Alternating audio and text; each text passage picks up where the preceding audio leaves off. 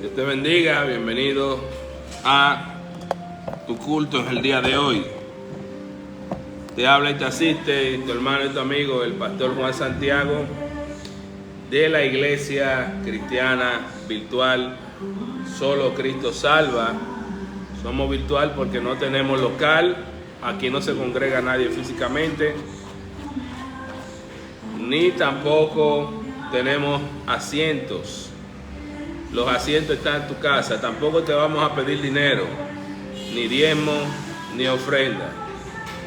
Lo que queremos es que tú conozcas al Señor Jesús mediante su palabra. Y hoy tenemos el capítulo número 35 del libro de Números. Transmitimos todos los días de lunes a viernes a partir de las 7 de la mañana, y tienes que estudiar la Biblia. El pueblo de Dios está sediento, está muriendo por falta del estudio de la palabra de Dios. Y hoy te invito a estudiar la palabra de Dios para aplastarle la cabeza al diablo en el nombre de Jesús de Nazaret. Y vamos a leer el salmo que tenemos para el día de hoy. Hoy es el salmo número 13. Busca tu Biblia y abre el libro de los salmos, libro número 19 de la Biblia, y busca el capítulo número 13. El capítulo número 13. En el nombre del Padre, del Hijo y del Espíritu Santo. Amén. Dice: Oh Señor, ¿hasta cuándo te olvidarás de mí? Oh Señor, ¿hasta cuándo te olvidarás de mí? ¿Será para siempre? ¿Hasta cuándo mirarás hacia el otro lado? ¿Hasta cuándo tendré que luchar con angustia en mi alma, con tristeza en mi corazón, día tras día? ¿Hasta cuándo mi enemigo seguirá dominándome? Vuélvete hacia mí, oh Señor mi Dios, devuélvele el brillo a mis ojos, o moriré. No permita que mis enemigos se regodeen diciendo: lo hemos derrotado. No dejes que se regodeen en mi caída, pero yo confío en tu amor inagotable. Me alegraré porque tú me has rescatado.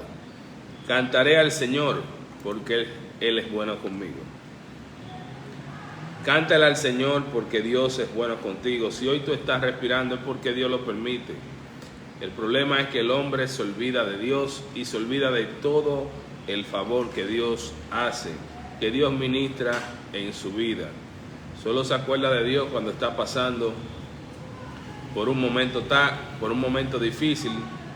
Pero es mejor que te acuerdes de Dios en todo momento, para cuando lleguen esos momentos difíciles, cuentes con su apoyo y con su amor inagotable. Y pasamos ahora al libro de los Proverbios. El libro de los Proverbios, vamos a buscar el capítulo número 20. Y es el libro número 20 de la Biblia. Busca el capítulo número 20. El versículo 12.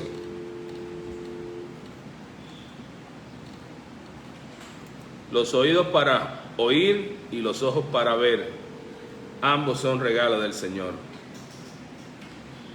Los oídos para oír y los ojos para ver, y que tú veas y que escuches, es un regalo de Dios. Y ahora vamos a pasar al capítulo número 35, el penúltimo capítulo del libro número 4 de la Biblia, el libro de Números. Capítulo 35, mañana vamos a finalizar con el capítulo 36, y el tema de este capítulo es ciudades para los levitas. Es un capítulo que consta de 34 versículos.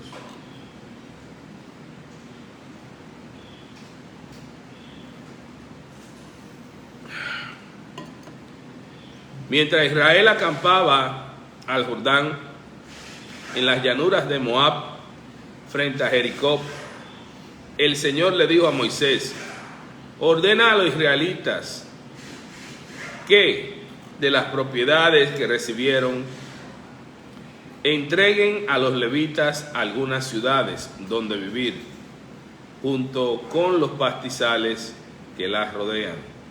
Los levitas vivirán en esas ciudades, y las tierras que las rodean proveerán pastura para su ganado, rebaños y otros animales. Los pastizales alrededor de esas ciudades, asignados a los levitas, se extenderán por 460 metros a partir de las murallas de las ciudades en todas las direcciones. Midan 920 metros afuera de las murallas de las ciudades en cada dirección, oriente, sur, occidente y norte, y la ciudad quedará en el centro. Esta área será otro pastizal aún más grande para las ciudades. 6 de las ciudades que entregan los levitas serán ciudades de refugio, a donde una persona que haya matado a alguien por accidente puede huir y ponerse a salvo. Además, entréguenle otras 42 ciudades. En total darás a los levitas 48 ciudades con los pastizales que los rodean. Estas ciudades las tomarán de las propiedades del pueblo de Israel. Las tribus más grandes darán más ciudades a los levitas, mientras las tribus más pequeñas darán menos. Cada tribu dará terreno en proporción al tamaño que recibió. Ciudades de refugio. El Señor le dijo a Moisés: da las siguientes instrucciones al pueblo. Cuando crucen el Jordán para entrar a la tierra de Canaán, designen ciudades de refugio a donde una persona puede huir si ha matado a alguien por accidente. Estas ciudades servirán como lugares de protección contra los parientes de la víctima que quieran vengar la muerte. No se le quitará la vida al responsable de la muerte antes que la comunidad lo juzgue. Designen 6 ciudades de refugio para ustedes mismos: 3 al oriente del río Jordán y 3 al occidente, en la tierra de Canaán. Estas ciudades servirán para proteger a los israelitas, a los extranjeros que vivan entre ustedes y a los comerciantes ambulantes. Cualquiera que mate a alguien por accidente podrá huir allí para ponerse a salvo. Sin embargo, si alguien golpea y mata a otro con un objeto de hierro, comete homicidio y el asesino debe ser ejecutado. Si alguien con una piedra, si alguien golpea y mata a otro con un objeto de hierro, comete homicidio y el asesino debe ser ejecutado.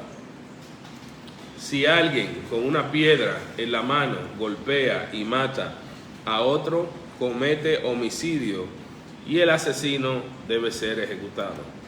Si alguien golpea y mata a otro con un objeto de madera, comete homicidio y el asesino debe ser ejecutado.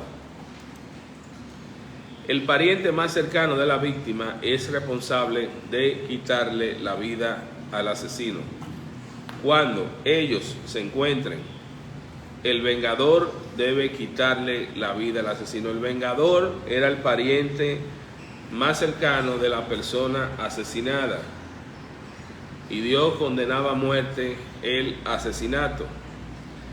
Pero se daba una situación en que había muertes accidentales y por tanto se designaron ciudades de refugio, de las cuales pertenecían a las 48 ciudades que se le entregaron a la tribu de Leví. Se le dieron ciudades porque, como vimos anteriormente en los demás capítulos, los levitas no recibieron tierra porque su porción era el Señor. Por tanto, los levitas recibían el diezmo y también recibieron ciudades con pastizales. pero territorio conquistado los levitas no recibieron, porque su función ya era la familia sacerdotal de Aarón, era el sacerdocio, y los demás clanes de los levitas, como los gersonitas y los coatitas, estaban encargados de transportar, de armar, de desarmar y darle mantenimiento al tabernáculo del Señor. Por tanto, ellos no recibieron tierra y Dios los compensó con los diezmos de las demás tribus. Hemos hablado desde que vimos el diezmo de Abraham en la primera gran guerra mundial, en donde Abraham derrotó a 5 reyes y liberó a 4, la guerra de los 9 reyes. Vimos cómo Abraham diezmó a Melquisedec, que era una representación de Cristo, diezmó. Y hemos explicado en el trayecto de estos 4 libros que hemos leído, que actualmente un pastor no puede pedir el diezmo porque es ilegal. Es ilegal que un pastor exija el diezmo. Lo que es legal para un pastor son las ofrendas, que es el sistema que Dios dejó vigente para que un pastor pueda mantenerse. Y las ofrendas no solamente son dinero, puede ser comida, ropa, material para que el pastor estudie, lo que él necesite para dedicarse a predicar la palabra de Dios. Entonces vimos cómo puede haber una muerte accidental, y el que mata a la persona por un accidente no es considerado un asesino, sino fue una muerte accidental. Pero para evitar que los familiares, los parientes del muerto tomaran venganza y mataran a la persona que por accidente mató a su familiar, pues este tenía que huir a una ciudad de refugio que estaba, como ya explicamos, entre las 48 ciudades que le fueron dados a los levitas. Pero si cometía asesinato, legalmente se apoderaba al pariente más cercano para quitarle la vida al asesino. Así que si alguien por oído le tiende una emboscada, así que si alguien por odio le tiende una emboscada a otro y luego lo empuja o lo lanza y le lanza algo y esa persona muere, comete homicidio. Si alguien por odio golpea con su puño y esta persona muere, comete homicidio. En tales casos, el vengador tiene que quitarle la vida al asesino cuando se encuentren. Ahora bien, supongamos que alguien empuja a otro sin enemistad previa o le lanza algo sin intención golpea a otro, o por accidente deja caer una piedra grande sobre alguien y, aunque no eran enemigos, la persona muere. Si esto llega a suceder, la comunidad debe de seguir las siguientes normas al juzgar entre el responsable de la muerte y el vengador, el pariente más cercano de la víctima. La comunidad debe de proteger al responsable de la muerte del vengador y debe de escoltarlo para que regrese a vivir en la ciudad de refugio a la que huyó. Allí permanecerá hasta la muerte del sumo sacerdote que fue ungido con el aceite sagrado. Sin embargo, si el responsable de la muerte, de alguna muerte,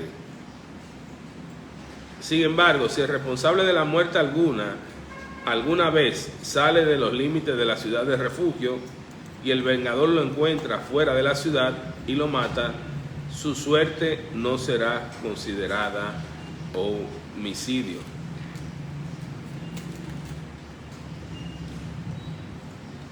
El responsable de la muerte debió haber permanecido dentro de la ciudad de refugio hasta la muerte del sumo sacerdote. El responsable de la muerte podrá volver a su propia tierra. Y aquí hay un detalle,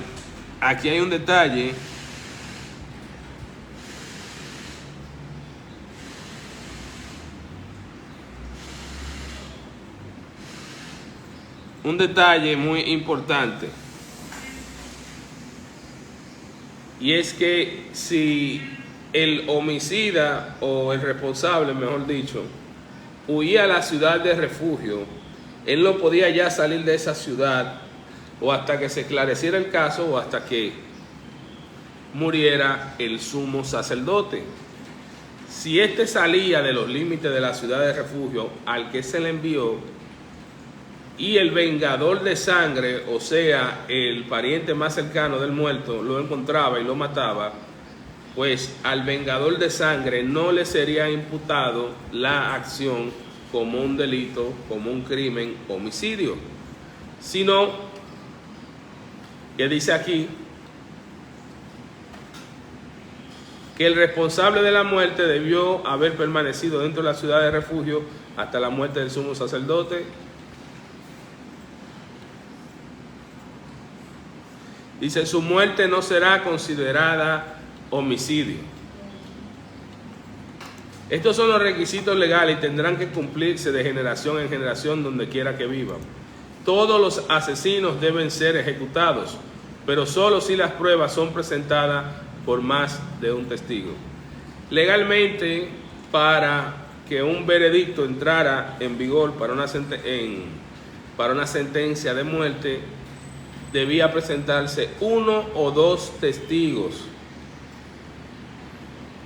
Todos los asesinos deben ser ejecutados, pero solo si las pruebas son presentadas por más de un testigo.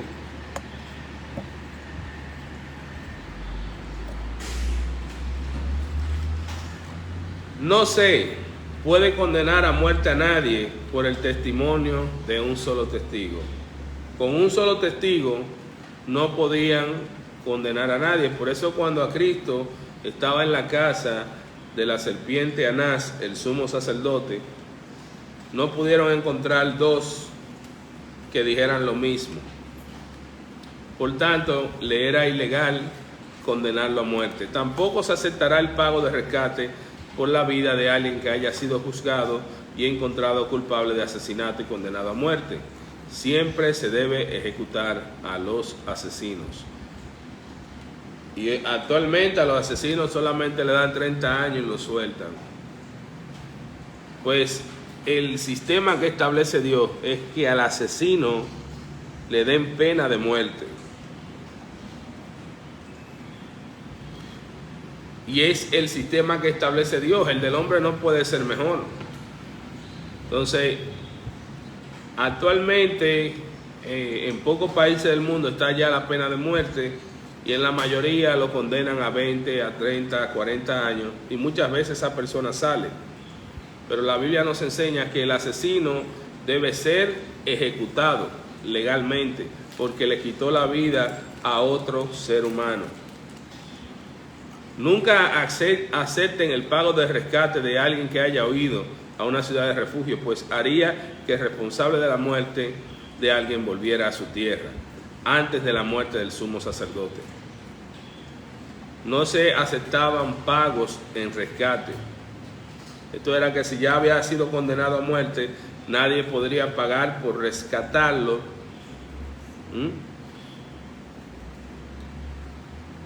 Porque dice, nunca acepten el pago de rescate de alguien que haya huido a una ciudad de refugio, pues haría que el responsable de la muerte de alguien volviera a su tierra antes de la muerte del sumo sacerdote.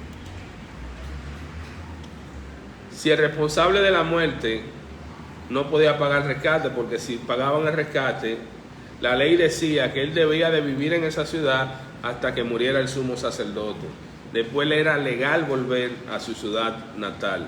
Mientras el sumo sacerdote viviera, él no podía volver Por eso no podía pagar rescate tampoco. No deben marchar de la tierra donde viven. No deben manchar la tierra donde viven, porque yo mismo habito allí. Yo soy el Señor que habita entre el pueblo de Israel.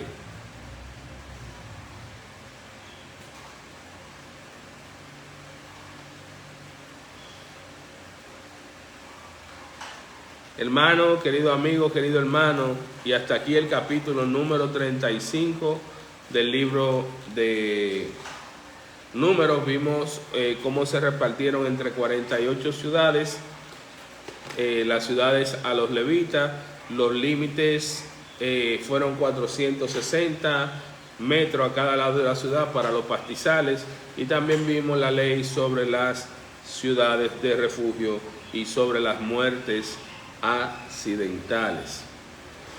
Mañana conéctate a partir de las 7 de la mañana y estaremos predicando la palabra de Dios. Solo traemos palabra de Dios, solo palabra del Señor Jesús.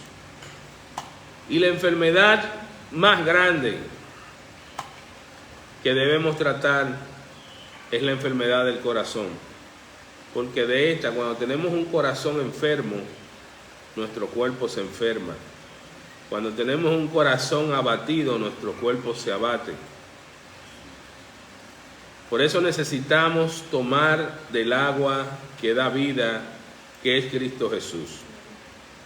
Mira, Dios sana a muchas personas, pero después que Dios las sana, la mayoría de las personas se olvidan de Dios.